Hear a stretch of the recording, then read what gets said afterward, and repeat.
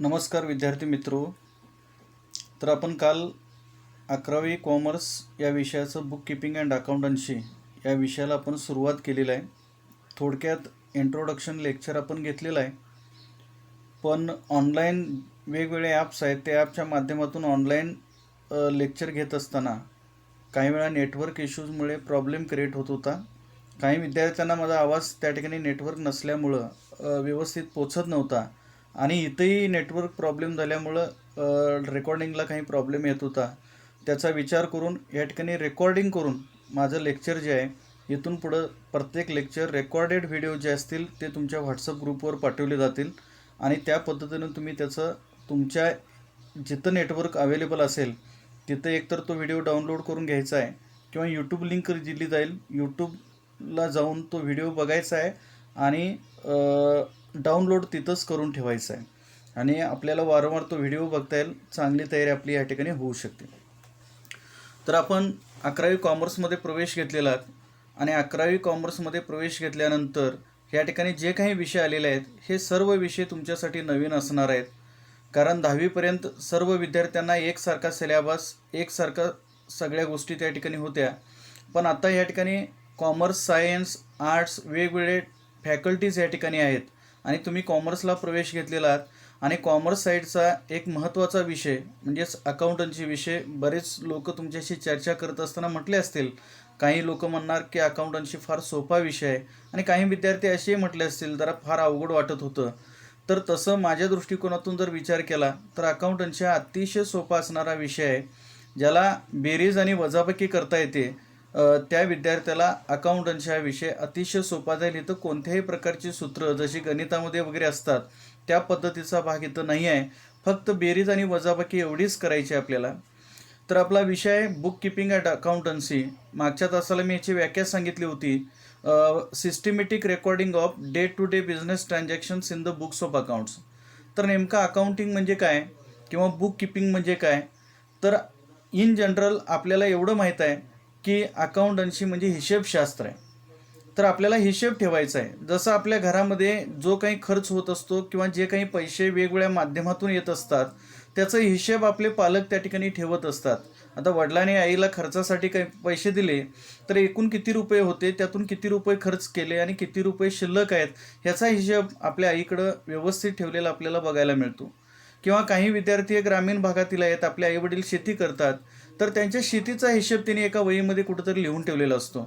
तर एकूण आपल्याला किती खर्च आला शेतीच्या मशागतीसाठी, काय काय खरेदी केलं, कोणकोणते इक्विपमेंट खरेदी केले शेतीसाठी, त्याच्यानंतर खतं कोणती घेतली, बियाणासाठी काय खर्च आला, कीटकनाशकं कोणती घेतली आणि एकूण आपल्या शेतीमध्ये मजूर किती लावले, मजुरीचा खर्च किती आला आणि शेवटी पीक आल्यानंतर त्या पिकापासून जे काही उत्पन्न मिळालं आपल्याला ते एकूण किती रुपये मिळालं, आपल्याला नफा झाला यावर्षी की आपण तोट्यामध्ये गेलेलो आहोत, हे त्यांच्या पद्धतीनं त्यांनी सांगण्याचा प्रयत्न करतात.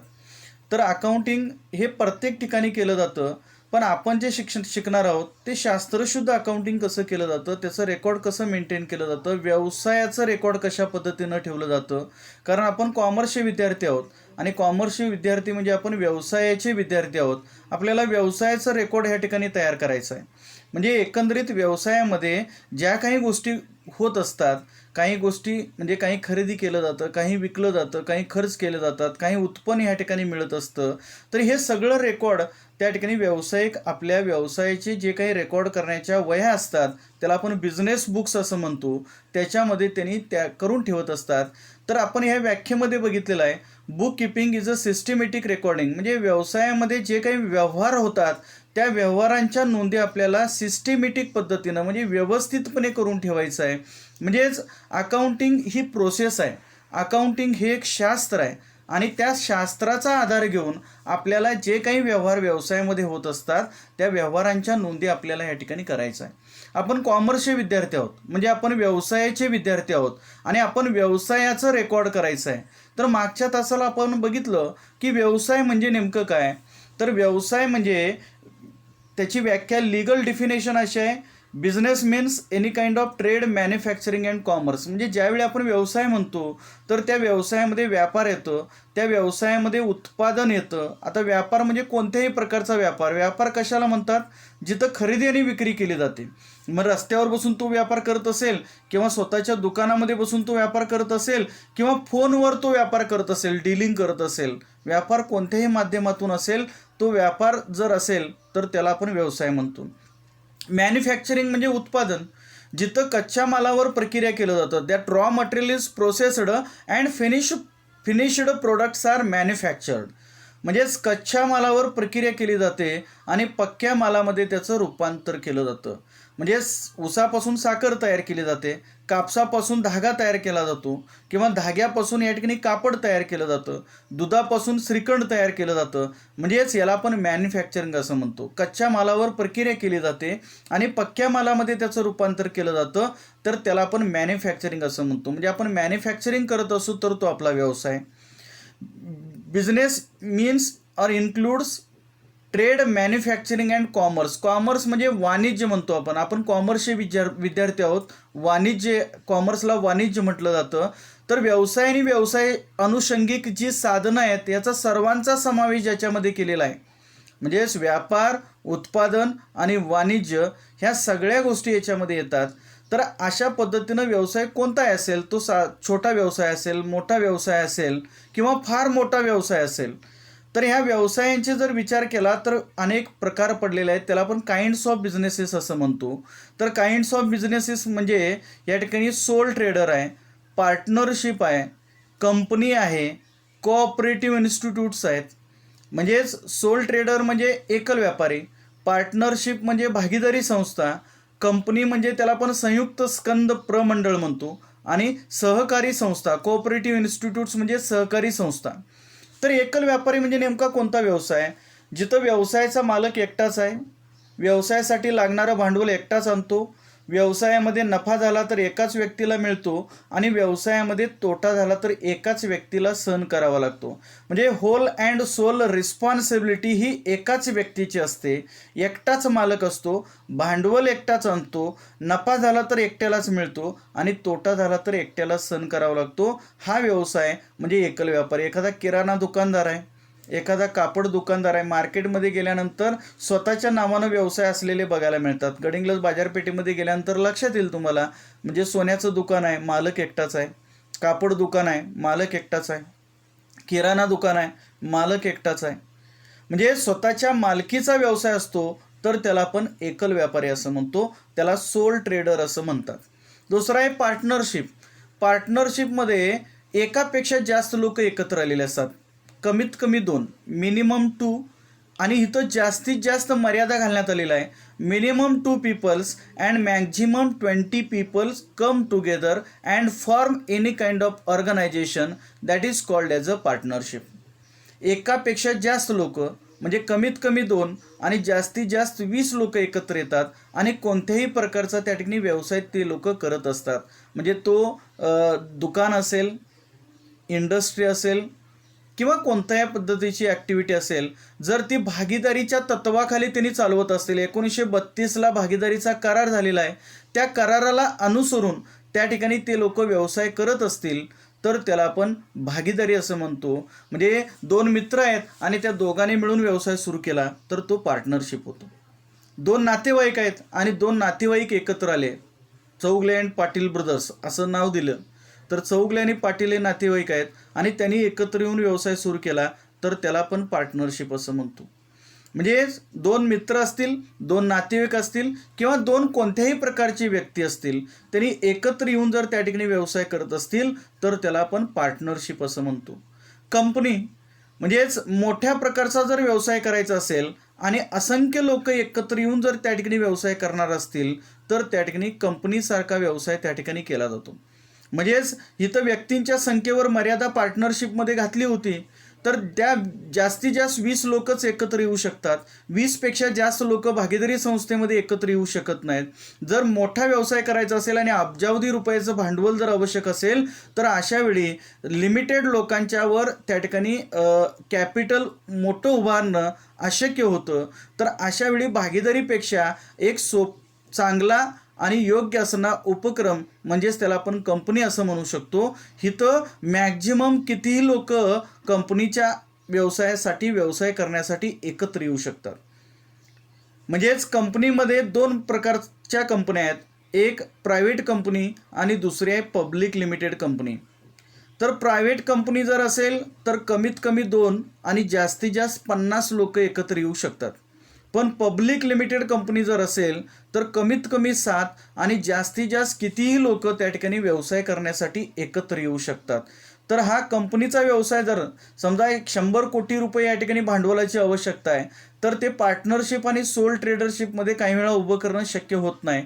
पण 100 कोटी रुपये या ठिकाणी कंपनीच्या माध्यमातून सहज उभं करणं शक्य होऊ शकतं. तर 100 कोटी रुपये भांडवल उभं करायचं असतील तर ती कंपनी काय करते, कंपनीचं जे भांडवल आहे त्याला भांडवल म्हटलं जात नाही, त्याला भाग भांडवल म्हणतात, त्याला शेअर कॅपिटल म्हणतात. आणि ते कंपनीचं भांडवल जे आहे शेअर कॅपिटल हे लहान लहान युनिटमध्ये विभागलेलं असतं.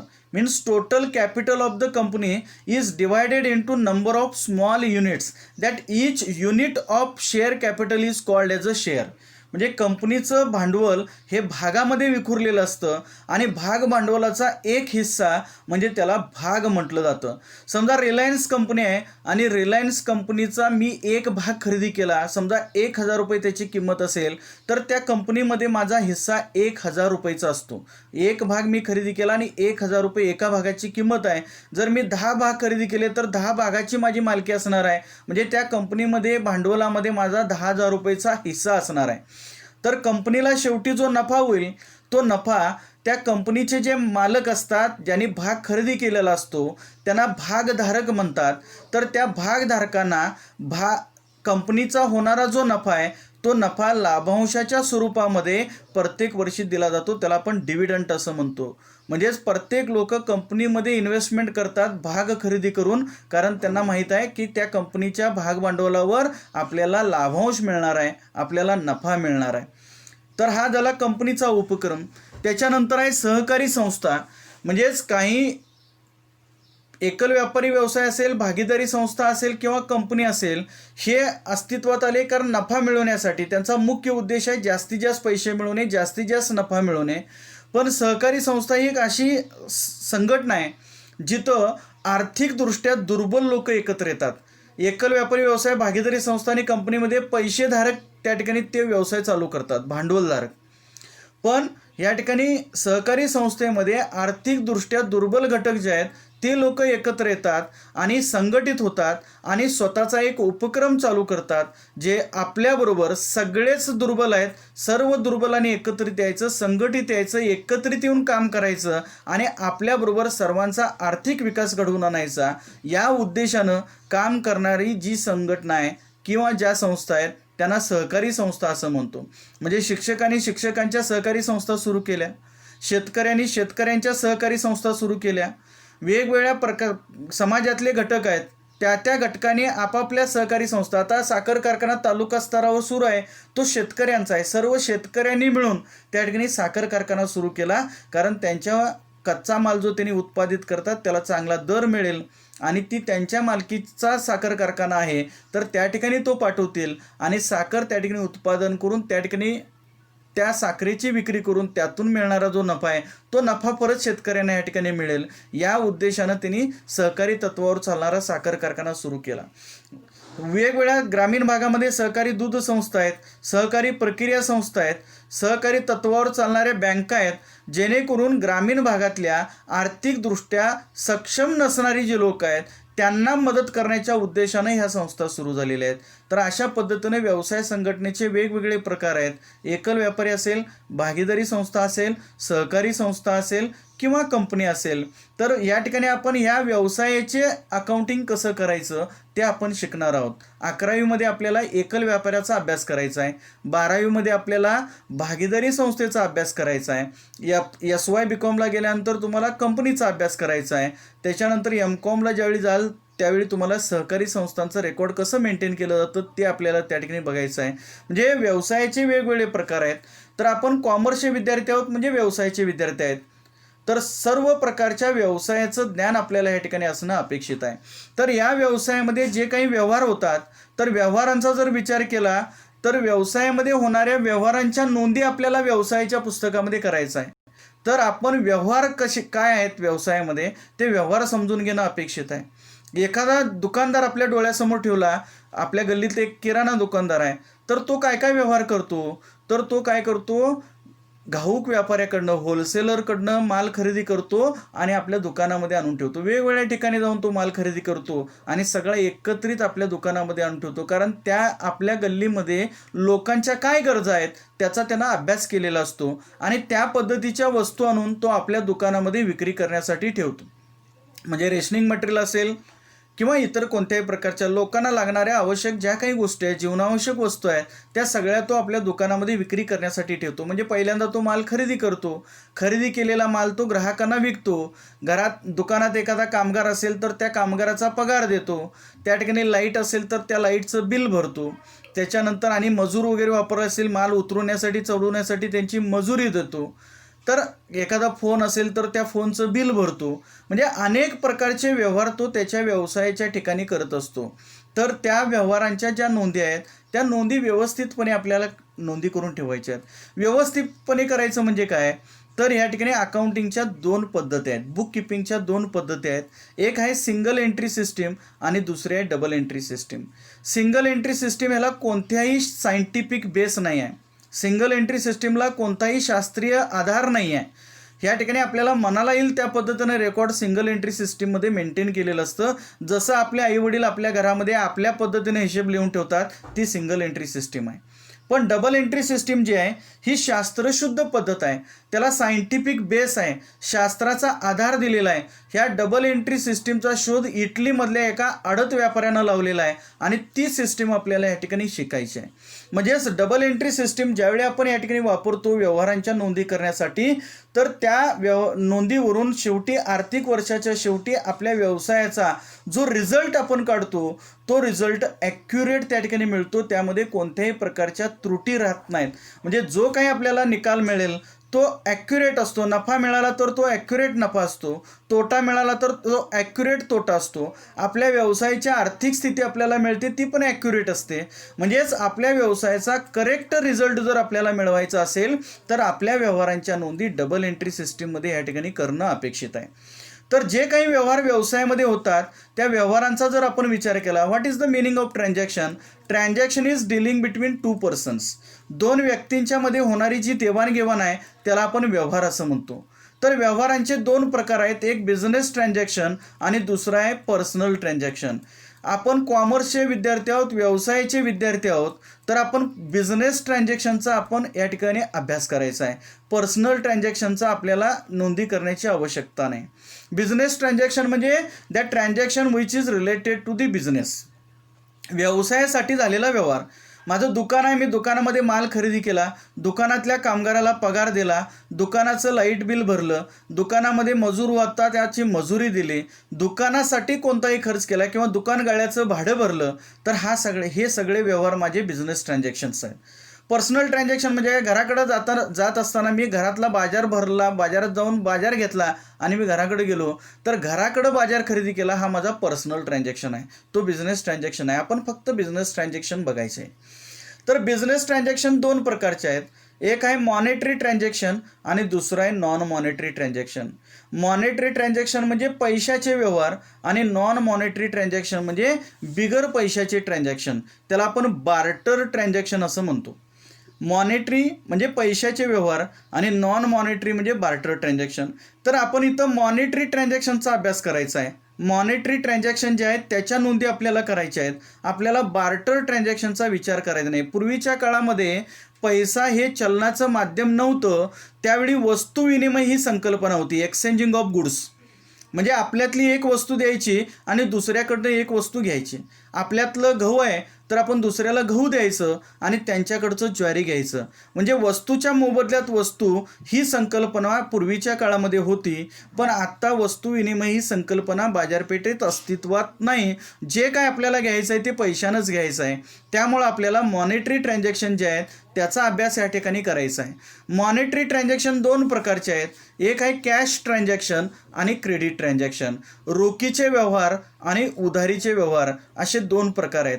रोखीचे व्यवहार म्हणजे आपण दुकानामध्ये गेलो, पैसे दिलो आणि वस्तू घेतली तर रोखीचा व्यवहार. दुकानामध्ये गेलो आणि त्याला म्हटलं मी पुढच्या आठवड्यात पैसे देतो, वस्तू घेतली पण पैसे पुढच्या आठवड्यात देण्याचं आश्वासन दिलं, वचन दिलं आणि वस्तू खरेदी केली, तर याला आपण उधारीचा व्यवहार म्हणतो. कॅश ट्रान्झॅक्शन आणि क्रेडिट ट्रान्झॅक्शन, रोखीचा व्यवहार म्हणजे कॅश ट्रान्झॅक्शन, उधारीचा व्यवहार म्हणजे क्रेडिट ट्रान्झॅक्शन. म्हणजे व्यवसायामध्ये जे व्यवहार होतात ते व्यवहार एक तर रोखीनं होतात किंवा उधारीनं होतात.